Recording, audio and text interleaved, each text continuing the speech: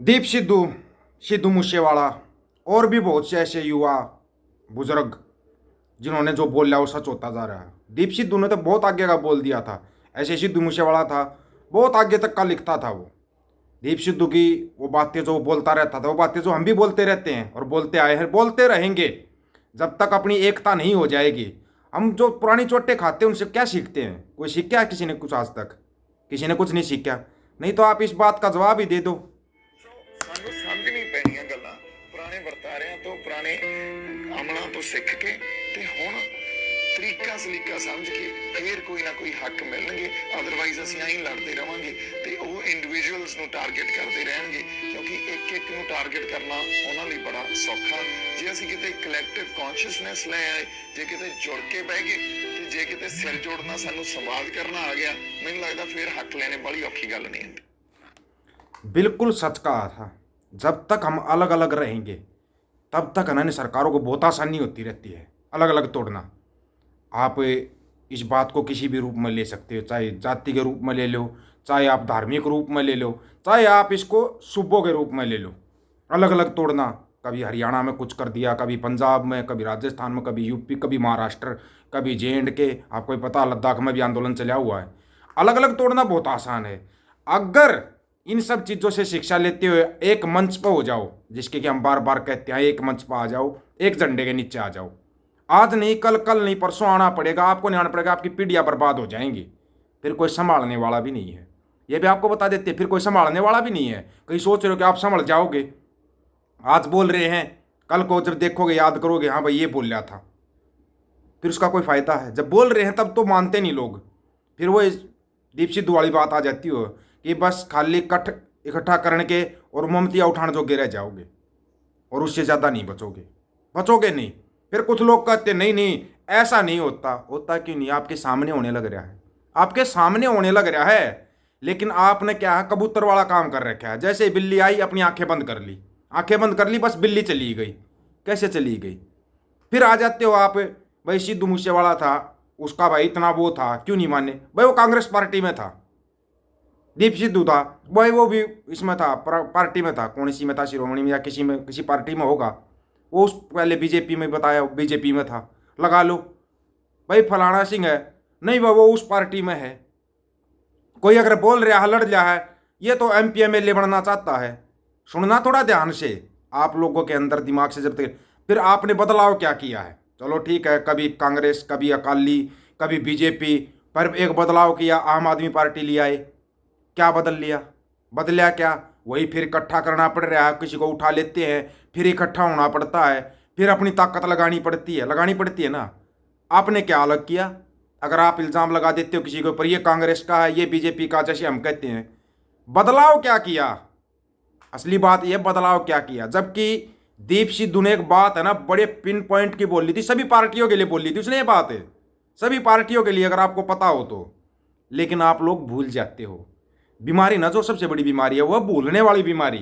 जब तक इस भूलने वाली बीमारी से बाहर नहीं निकलोगे ना, तब तक कोई भला हो ही नहीं सकता ना। हम एक मंच पर आ सकते, कभी हम भाई अभी किसानों का किसानी आंदोलन कर लिया, अभी युवाओं के साथ ये हो गया, इसका आंदोलन कर लिया, कभी कोई आंदोलन कर लिया, हमारे को उलझाया जाता है, ऊपर से दिया जाता है टारगेट, और हम उस टारगेट में उलझ जाते हैं।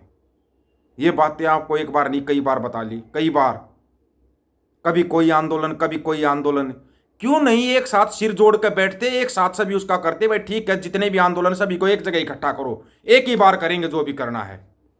हो नहीं सकता क्या? ये हो नहीं सकता क्या? नहीं तो ना, दीप सिद्धू की एक बात जो कि बड़ी आपको ना रुलास भी सकती है, याद रखना इस चीज को। ਪਾਰਟੀਆਂ ਆ ਕੇ ਹਮੇਸ਼ਾ ਐਜੂਕੇਸ਼ਨ ਨੂੰ ਮੂਹਰੇ ਰੱਖਦੀਆਂ। ਅਸੀਂ ਤੁਹਾਡੇ ਬੱਚਿਆਂ ਨੂੰ ਐਜੂਕੇਸ਼ਨ ਦੇਵਾਂਗੇ। ਯਾਰ ਐਜੂਕੇਸ਼ਨ ਦੇਣੀ ਜ਼ਰੂਰੀ ਨਹੀਂ ਆ, ਤੁਸੀਂ ਐਜੂਕੇਸ਼ਨ ਚ ਪੜ੍ਹਾ ਕੀ ਰਹੇ ਹੋ ਜ਼ਰੂਰੀ ਹੈ, ਉਹ ਕੰਟੈਂਟ ਜ਼ਰੂਰੀ ਹੈ ਨਾ। ਕੰਟੈਂਟ ਤੁਹਾਡਾ ਪੰਜਾਬ ਪੱਖੀ ਹੈ ਕਿ ਨਹੀਂ, ਦੈਟ ਇਜ਼ ਇੰਪੋਰਟੈਂਟ। ਇਹ ਨਹੀਂ ਵੀ ਤੁਸੀਂ ਐਜੂਕੇਟ ਕਰਨਾ, ਐਜੂਕੇਟ ਕਰਦੇ ਹੋ ਤੁਸੀਂ ਦਿੱਲੀ ਦੇ ਜਿਹੜੇ ਨੈਰੇਟਿਵ ਨਾਲ। ਪੰਜਾਬ ਚ ਅਸੀਂ ਦਿੱਲੀ ਇੰਡੀਅਨ ਸਟੇਟ ਦੇ ਗੁਲਾਮ, ਸਾਨੂੰ ਗੁਲਾਮੀ ਦੀਆਂ ਨਿਸ਼ਾਨੀਆਂ ਇਹੀ ਹੁੰਦੀਆਂ।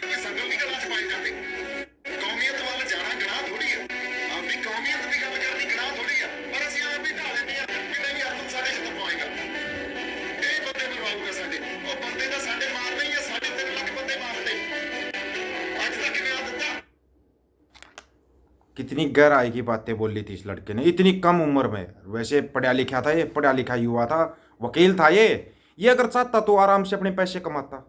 सोच के देखना, आराम से अपने पैसे कमाता, कोई दिक्कत थी इसको? सिद्धू मूसेवाला था, आराम से अपने गाने गाता, किसी से कोई कंट्रोवर्सी होगी थी तो आपस में बैठ कर सुलह कर सकता था, उसको क्या प्रॉब्लम थी? कमा सकते थे ये लोग पैसे आराम से। एक बड़ी लग्जरी लाइफ जीता था दीप सिद्धू, बहुत बड़ी लग्जरी लाइफ। उसको छोड़कर आपके साथ आकर रोड के ऊपर बैठा सिद्धू मूसेवाला।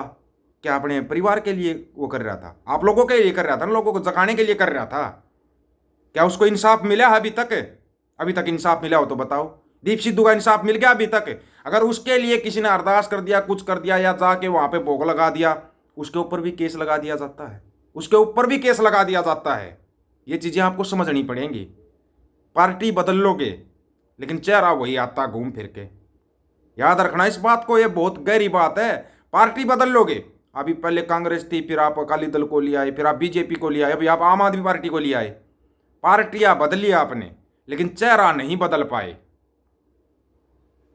वो चेहरा जो कि सही तरीके से राज कर रहा है उसको आप बदल ही नहीं पाए। क्यों छोटे छोटे स्टेटों के अंदर बांट दिया पूरे संयुक्त पंजाब को? क्यों फिर बोल देते हैं उत्तर प्रदेश तय करता है प्रधानमंत्री कौन बनेगा?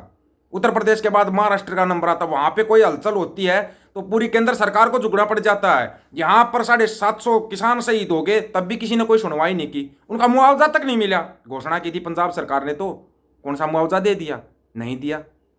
दिया किसी को? मिला अभी तक? वहां उसके लिए फिर धरना लगा हुआ है, फिर धरना लगा हुआ है। कब तक, कब तक ऐसा चलता रहेगा? जो समझदार साथी हो ना, सोच का जवाब दे देना।